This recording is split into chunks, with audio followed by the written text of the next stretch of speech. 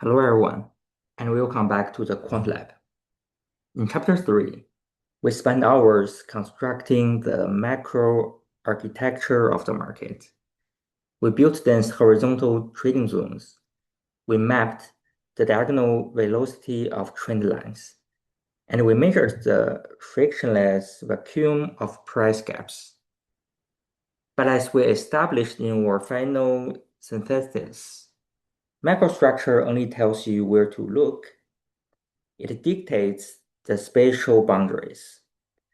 If a macro support zone spans a 5% price band, blindly deploying your capital the exact second the price touches the top of that zone is a great way to get stopped out. The absolute final step for execution timing relies on the microstructure, the extreme wicks and shapes of individual candlesticks. Today, we begin Chapter 4, where we will master K-line reversal patterns. These are our immediate trading triggers. Before you memorize specific patterns like the hammer or the shooting star, you must understand the underlying psychology of the candlestick. Every single K-line is a visual footprint of the daily battle between supply and demand. Think of the real body as the consensus. The thin colored area between the open and the close represents the final, accepted consensus of value for that trading session. Large, consecutive bodies indicate strong, healthy institutional momentum. But in reversal trading, the wicks or shadows are the most critical element on the chart. Wicks represent rejection.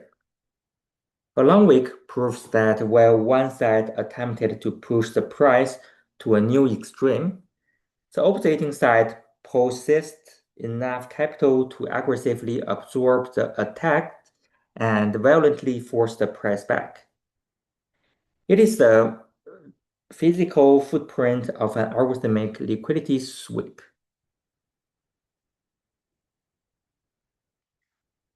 Trends do not typically reverse instantly without warning.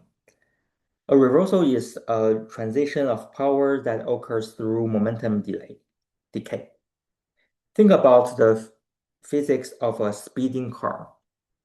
A car traveling at 100 miles per hour cannot instantly shift into reverse and travel 100 miles per hour in the opposite direction.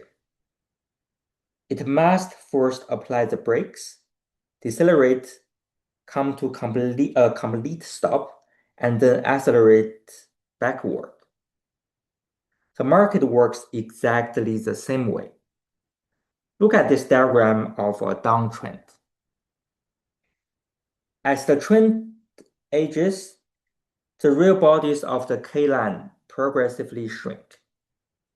The consensus is fracturing, the downward velocity is decelerating. Eventually, we see dojis or spanning tops. These tiny bodies represent total market equilibrium. The brakes have been fully applied. Only after this deceleration occurs does the opposing institutional side step in to reverse the trend. As we progress through the rest of this curriculum, it is absolutely critical that you understand the scale of the patterns we are analyzing.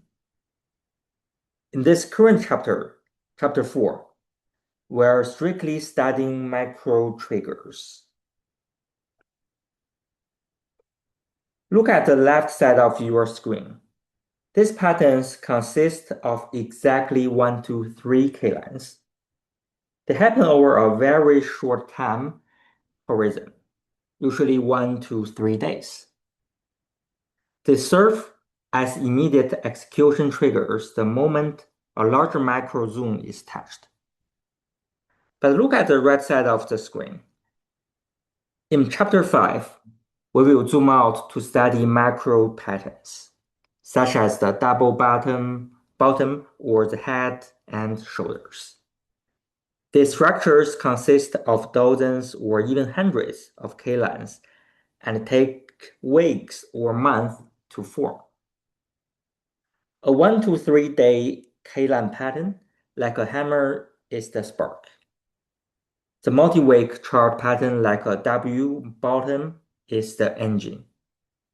In our next session, we're going to look at the most powerful sparks in the market, bottom fishing patterns. See you in the quant lab.